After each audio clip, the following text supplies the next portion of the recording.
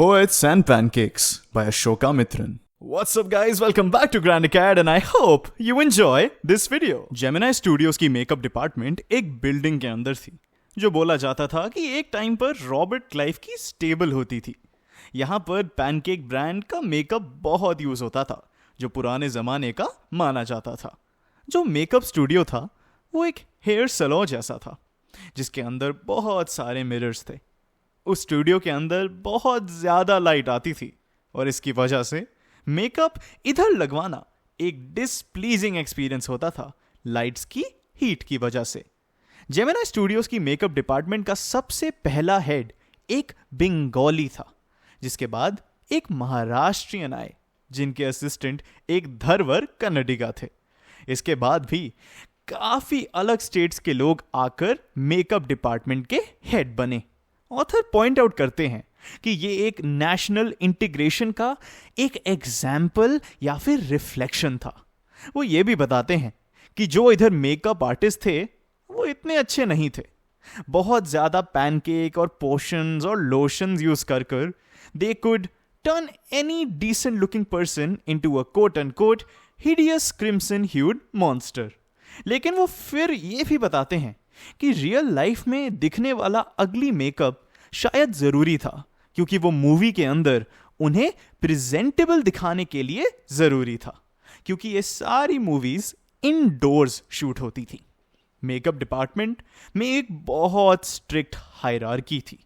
Chief makeup man lead actors को ही देखते थे, उनके सीनियर असिस्टेंट सेकंड हीरो और हीरोइन को, और जो जूनियर असिस्टेंट थे वो मेन कॉमेडियन को देखते थे। बाकी सारे लोग यानी the crowd was looked after by the office boy. जो ऑफिस बॉय था वो असलियत में एक बॉय नहीं था, he was in his early 40s। उन्होंने जेमिनी स्टूडियोज काफ़ी साल पहले ज्वाइन किया था in the hope of becoming a star actor और a top screen writer, director और lyrics writer. He was also a bit of a poet.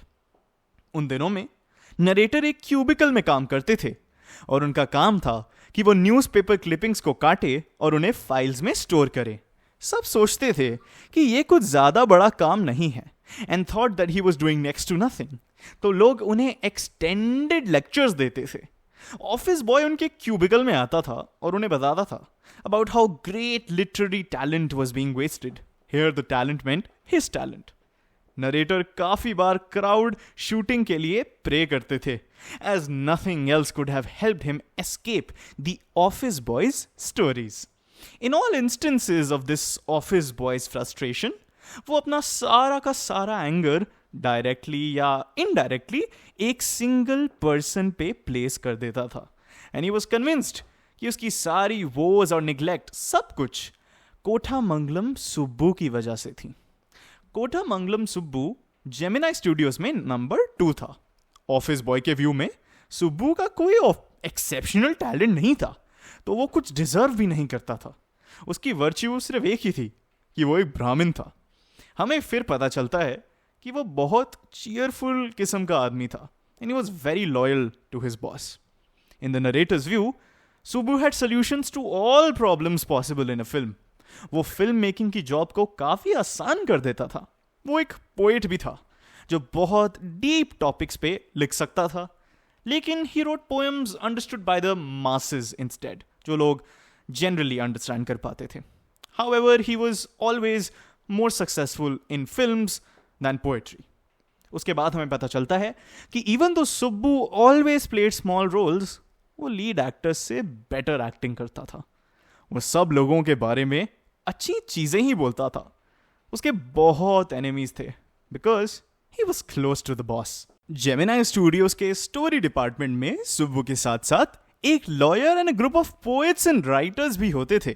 Studio में सब खादी पहनते थे, लेकिन लॉयर अपनी classical legal dress, pants and tie पहनते थे।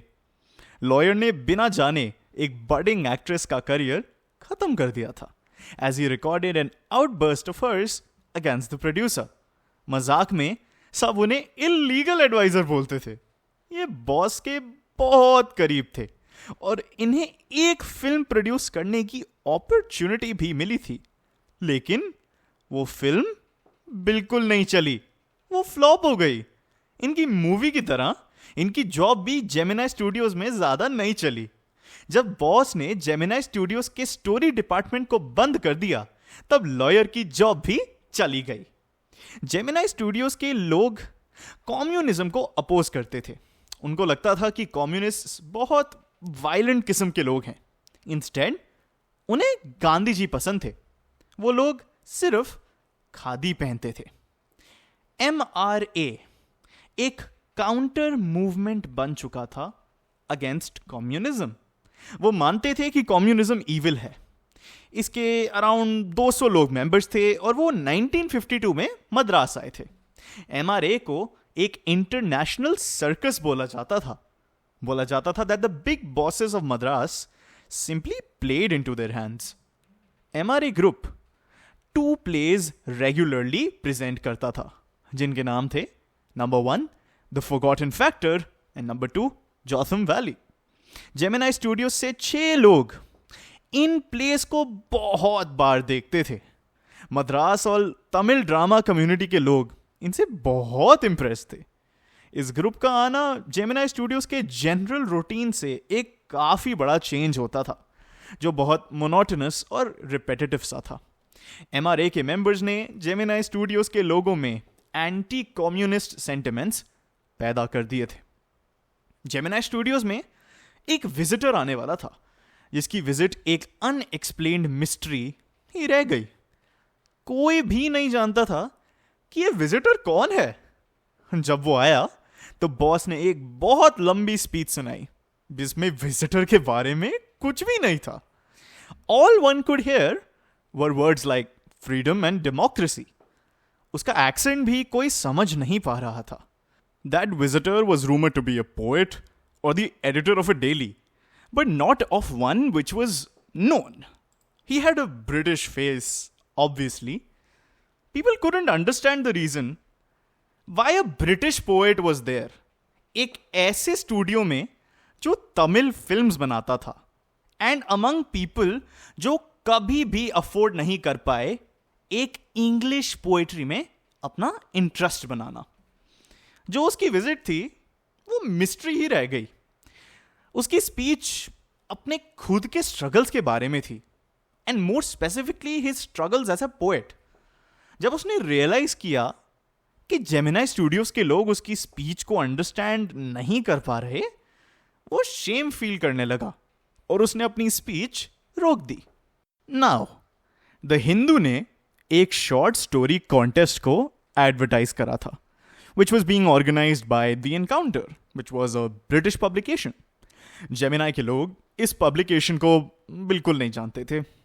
कॉन्टेस्ट में पार्टिसिपेट करने के लिए पोस्टेज में पैसे खर्च करने से पहले नरेटर इसके बारे में थोड़ा जानना चाहता था।